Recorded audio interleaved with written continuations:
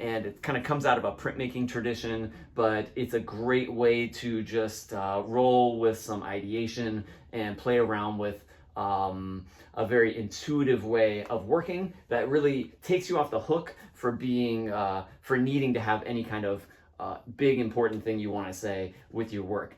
All of a sudden, you're getting started and you can make lots of work very quickly using this technique. So, how's the technique work? All right, transfer drawings. Transfer drawings require, first and foremost, a soft drawing material, okay? So you need, I have a 2B or a medium or soft. Charcoal pencil will work well. A soft vine charcoal will work also very well. And compressed charcoal obviously will work well too. So you don't want to use like a hard graphite pencil, nothing like that. Anything that's soft will work well. Basically, if you're not sure if your material is going to work well, you could give it a little test. Put a little mark on your paper, fold it over, and apply a little bit of pressure. And if it's leaving a mark like that, then your material is going to be good to go. All right, so I like to use vine charcoal because it's quite clumsy. It's not as dark as compressed charcoal, which can be a little kind of too overpowering. So you get a kind of nice like medium to dark gray with this, which then lends itself well to making your drawing darker as you proceed, right? So transfer drawing means we're just gonna start. I'm gonna do something like this. Actually, you know what? I'm not gonna make a drawing of a figure. I'm gonna make just some marks, okay? And then out of those marks, we'll see something, and then we'll kind of push that farther, farther, farther. All right, so I'm gonna stand behind here, make some marks. Zoop, zoop, zoop, zoop, zoop. Bloop, bloop, bloop. It sounds like I'm drawing. I don't know if I'm going over that line. Trying not to. All right, what we end up with? Something along these lines. So I'm gonna take this drawing, which at this point is nothing, but what I've given myself here is a kind of cloud that I can see forms in. So I'm gonna take this, I'm gonna flip it upside down. Honestly, it works a little better when you put it on a flat surface and just like lean your weight into it a little bit. And let's bring it back up. Down it goes. All right, so here's my first drawing, here's my second drawing, and I think it's usually good to have some intention at the beginning, like I want to draw whatever, a horse, a person, you know, whatever it happens to be, a horse person. I didn't start with that, I just kind of started with scribbles. So when I'm stepping back and looking at this, I'm kind of I'm casting a very wide net as to what I'm gonna see here. So it's kind of like giving yourself your own Rorschach test. I'm just gonna roll with what I see because I don't really know what's happening here. But you can notice a lot of the marks that I'm making are following marks that are already here. Some I'm not using, some I am using.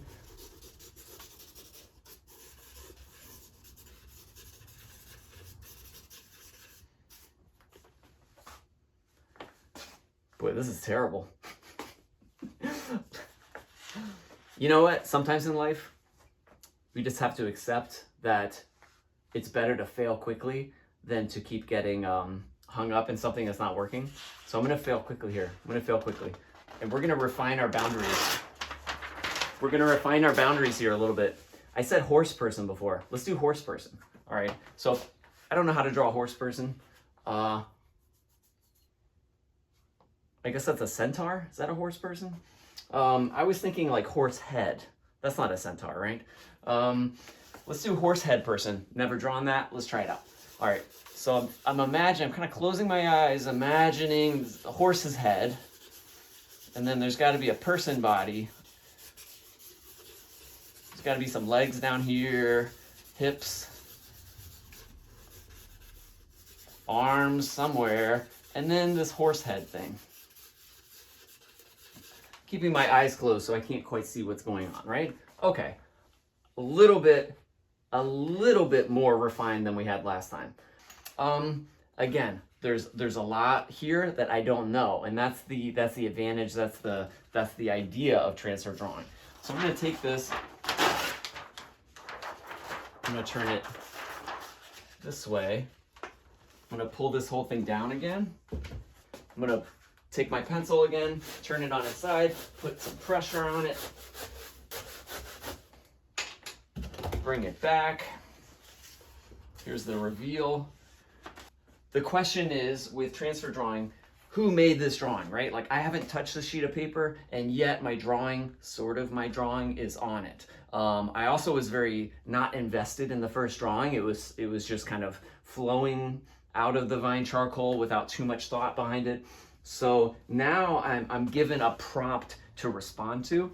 And so when I look at this and I think of this kind of horse-headed figure, I can see in here, I've given myself kind of like when you see something in a cloud, right? You see a face in a cloud, you see whatever, a mermaid, whatever you see in clouds, you see in clouds. So here I have my clouds, and into these clouds I can kind of see things. And I'm not an expert on drawing horses, okay? So, however, you also might not be an expert on drawing horses or whatever, but here's the thing you don't know, or maybe you do.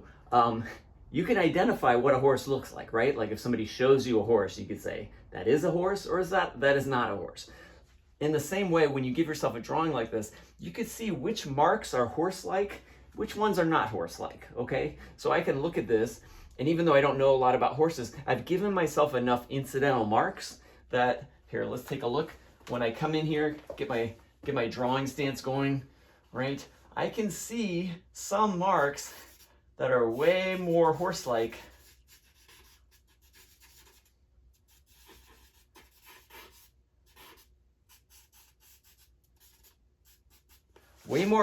than others. I don't know how to draw a horse, but I can recognize what a horse looks like. And if I give myself the right kind of incidental marks, boom, I can kind of move towards a horse. If I later in my drawing want to get a photo reference to kind of bring it in, to refine it, that's great. But here I am off to a good start with something horse enough to proceed with my drawing. What's happening with the rest of the figure? Good question. So let's say this horse, something like that, right? That looks like a horse's head. Got a mane back here. I don't really know what's going on. The rest of the figure looks very kind of like squat or something. So I'm just gonna go with that. When I'm doing these drawings, I kind of do like a half closing of my eyes, because I'm kind of half drawing and looking at my paper and half trying to imagine and see in my mind's eye what this might look like. So when I'm doing the demonstration, you can't quite see that from this camera. Maybe on this one you can. And my breathing gets different too. Breathe in through your nose. We all know noses for breathing, mouths for talking, chewing, eating food. So breathing in, the breathing when you're drawing, you might notice changes. And I think all these things are good to pay attention to. All right, so what is happening with these hands? Now, the thing is, I don't need to worry too much about this at this point, because it's nice and loose, and I'm gonna transfer it one more time, actually. So let's get some more messy marks here. And again, if there's any parts of this drawing where you're like, well, I think something else should be here, bring in some more messy stuff. Bring in some more clouds. I don't know what's happening. I don't like this hand. It's too stiff. Again, I'm trying to get messy. I just didn't like the kind of stiffness of those arms. Looked a little weird. Maybe this is a horse that's I don't know, it's so kind of stocky. I feel like he'd be holding some kind of bowl and pouring out a libation. That makes sense. All right, so he's pouring this out here. And again, what kind of splash is this making? What kind of bowl is it? What do the hands look like? Are they horse hoofs? Are they human hands? Who knows? All right, so I ended up with something like this. It's pretty messy in a good way, I think, down here. I think it's almost too clean up here. So I'm just gonna bring in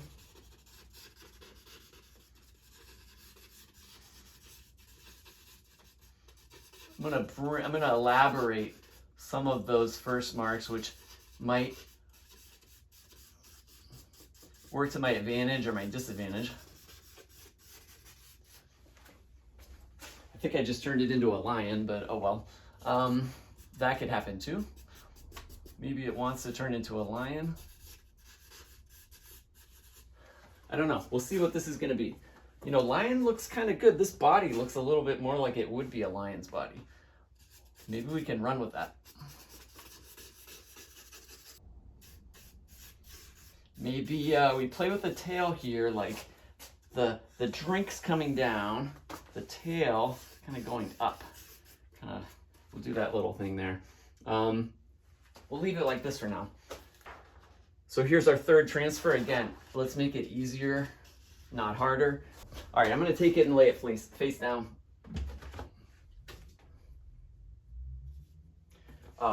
Again, turn the pencil on the side.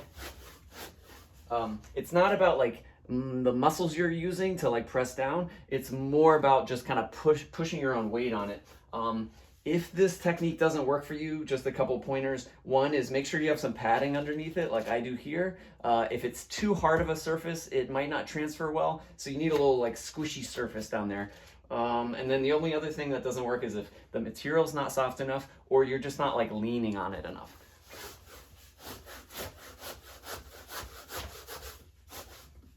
All right. Let's bring it back for the big reveal. And I'm going to switch over to my charcoal pencil here. You could transfer this to like a nicer paper if you wanted to. But if I'm using charcoal pencil, I'm going to get something darker than the vine charcoal and a tiny bit less smudgy. Okay. I kind of like the idea of this lion doing something a human would do, like holding a bowl, but for whatever reason, you know, they're not too human-like. They're doing something human, but they're not too human-like. So I like the idea of it having paws and whatnot. And again, I'm not an expert on lion's paws, but we can get something using these marks, using these incidental marks, we can get something kind of close. So let's bring some more detail into it.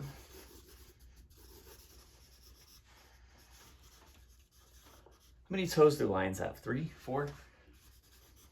I don't know. As this drawing again is kind of transferred, flipped the other way, it looks less like a bowl to me here than a conch shell, right? Kind of looks like anyone else see a conch shell? So I'm seeing, let me put some marks on here. See this dark mark?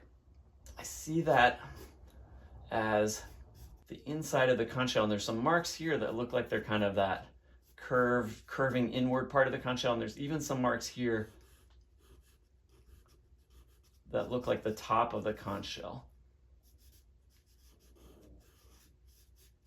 And the water seems to be streaming out. And maybe that will make this stream of water a little thinner, which will kind of play really nicely with the thinness of the tail.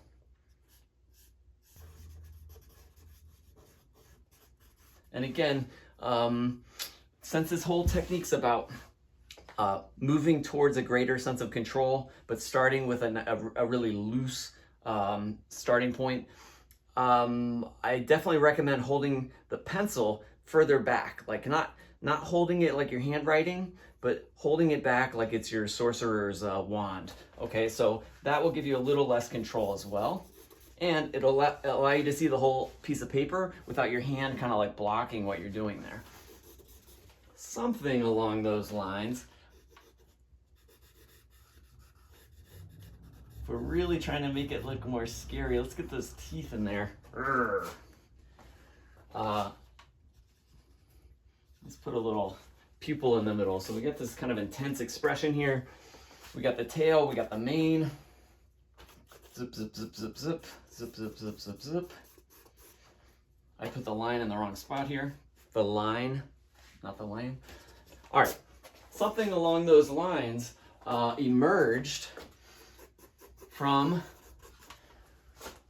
something along these lines emerged from what? Emerged from a doodle, emerged from something I wasn't very committed to, emerged from something that didn't feel very specific or precious, or I had no sense of